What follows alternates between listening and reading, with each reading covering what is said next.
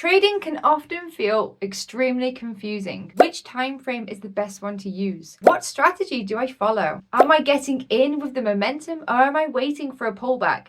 Do I go long? Do I go short? In this video, I'm going to share with you a super simple strategy that I executed using the 1 hourly time frame.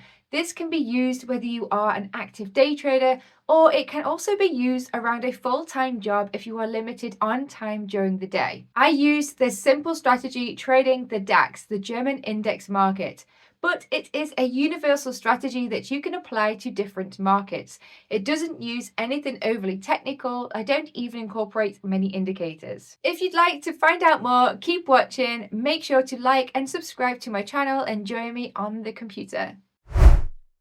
Coming up, I'm going to break down this super simple strategy using the 1 hour time frame with you on TradingView charting. But first, here is an insight into my broker where you can see the live trading data. I took this trade in my live account with the prop from the 5%ers, who I'll talk more about later in the video.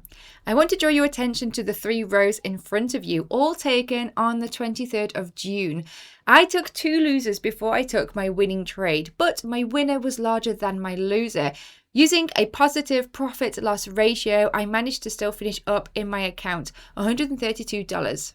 So how exactly did I take this trade? Let's find out on TradingView. Although this is a super simple trade using the 1 hourly time frame, we're also going to use one more time frame. This isn't essential. You can just zoom out on the 1 hourly time frame to look at the overall market flow. But I like to use the daily chart. Why? The daily chart is the most respected time frame. It is used by many corporations, institutions, and banks, which means that the levels on the daily chart are crucial. Using the daily chart, I can mark out some key levels, which I will then incorporate into a faster time frame, such as the 1 hour. You can highlight key daily levels in many ways. What I like to do, looking at the most recent price action data, this was the previous daily candlestick on the 22nd of June. Price was pushing up. We had a little pullback down here. On the Monday, it pushed up, but the body closed below the high of this move, which means that this is a short-term key level. It's acting as a form of resistance at the moment. And another level that I'd like to watch would be the bottom of this little pullback here. At the moment, price is ranging in between these 2 levels. And until we get a confirmed breakout, these are the levels that we're going to look at on the 1 hourly time frame. Moving to the 1 hourly time frame, the data in front of you shows the price action for the previous week, starting here on Monday of last week. And what I like to do is look at market structure. This is a really simple exercise, but the more that you practice this, it will tremendously improve your ability to read price action. And all we are going to do is mark the significant highs and lows to help us to understand what the overall trend is doing. So we'll start at the open of last week.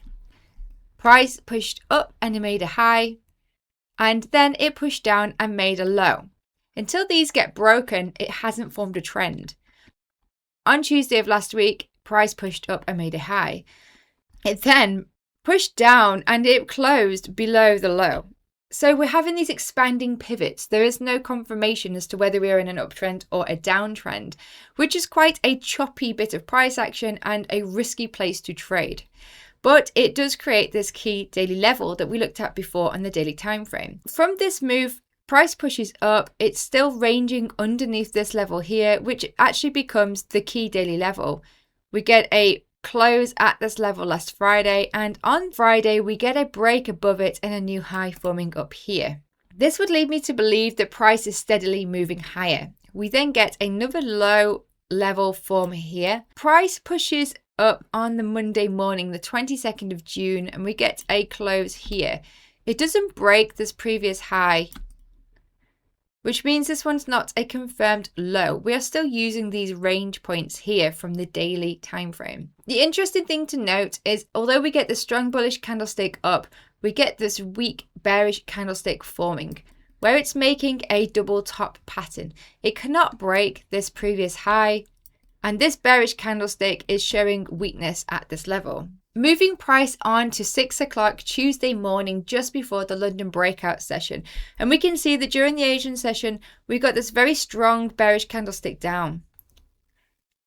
We got a push up here, but price couldn't break the high of the day right here. And then we got this big drop down. This is significant. It shows weakness coming in. So we have a break above the daily level and another break, but it doesn't push higher. It makes a double top, and then we get this weakness coming in. So this shows that price is shifting. It is a change in behavior to the downside. And the chances of price continuing down to retest this daily level is quite high. We're seeing typical ranging markets behavior. I carried out this analysis at about 6 o'clock in the morning whilst my children were asleep. And once I established this overall market flow and decided I was looking for a short, I asked myself, where is the best place to get in? Where should I set my trade? I didn't want to just get short here in the middle of the range. I wanted it to coincide with these key levels. So at this point, I decided to just set an alert. I set an alert at the bottom of this key level and at the top, because once price returned to these levels, that would mean that it would be reacting to them, and it may provide a trading opportunity. So I'll move this on to coincide with my alert. Bing, bing, bing. My alert went off around about 10 o'clock in the morning. This is where it gets interesting. During the London session, we had this huge drop off down here. Price is certainly pushing down on the day. It broke the previous day's low and it tapped this range. At this point, the bears were certainly in control. So where should I get short?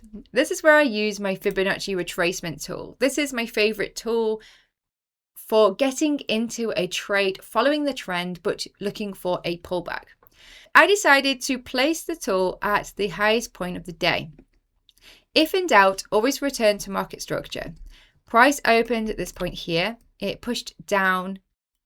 It pulled back and it made a lower high here. And then price pushed all the way down until it tapped that key daily level. So from the most recent pullback, I used my Fib tool using the bodies only. And I dropped it at the low of the day using the bodies only. That gave me these 3 lines. These are the optimum trade entry points. They are at the 62%, 70%, and 79% levels. It was here that I placed a short order at 249.70, just above the lowest of these levels. I decided to set a 50 pip stop just above this level here. And for my target, I was looking for a break of the low of the day, a pushback past this key level, which equaled a 6R target. I don't usually target this much, but I felt that it had the range on this day to achieve that target. And this is what price did. During the New York session, price pushed up. It triggered me into this trade short. My alert went off so that I knew that I was in the trade. My stop was already set. My take profit order was set. It was just a case of observing the trade, looking for any potential exit indicators, and letting the trade work out. We saw some consolidation, and this is a really nice part of price action to observe in the evening. If you are working during the day, it gives you another opportunity to get short. What do I mean? Look at this. Price pulls back to this level. We get a pullback down. It pushes back up and breaks this little high here. But then we get another pullback lower. So we're starting to react to this level and starting to curl back down. At this point, you could always set another order here for a retest with a stop above the structure, which you would have got triggered into on this candlestick during the Asian session. After this, price starts to curl. We get this lovely bearish candlestick down, confirming that the trend is continuing to the downside. And during the London opening, we get a huge push down, which hit my take profit order.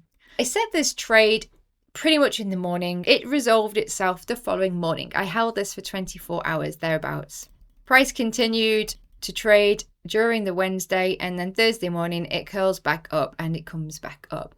I took this trade on my funded account with the prop from the 5%ers, who I'll talk a little bit about now. The 5%ers are my number one choice when it comes to trading with a prop firm. They have 3 different programs available. I am currently enrolled in the Hyper Growth program, which is my favorite program, and I talk more about why in this video here. My 2 favorite parts of this program has got to be the fact that you have unlimited time to pass, making it a much more achievable program, and also the scalability. Once you pass the account and gain access to the account balance, as long as you keep trading respecting the rules, you have the potential to scale up your account all the way up to $4 million. If you have a proven trading strategy and you are consistently profitable as a trader, but you lack the funds to actually make some money, it is a great option and you can have a go for yourself. There's a link below in the description. Key points to remember about this simple strategy for the 1 hourly time frame. Remember to set your key daily levels that are close to the current price action. Use the 1 hourly time frame to place your market structure points, your highs and your lows, to determine the trend and to see the overall flow of the market. And once you get that confirmation, the change in behavior breaks of these structural points, that's when you can utilize a Fibonacci retracement tool to help you to locate the best place for an entry. It's always important to set a hard stop loss to protect your account in case the trade goes against you. And of course, set your take profit order so that you don't get too greedy and it gets out with your profit. Meanwhile, any questions, any comments, leave them below. Thank you for watching and I'll catch you in my next video. Goodbye.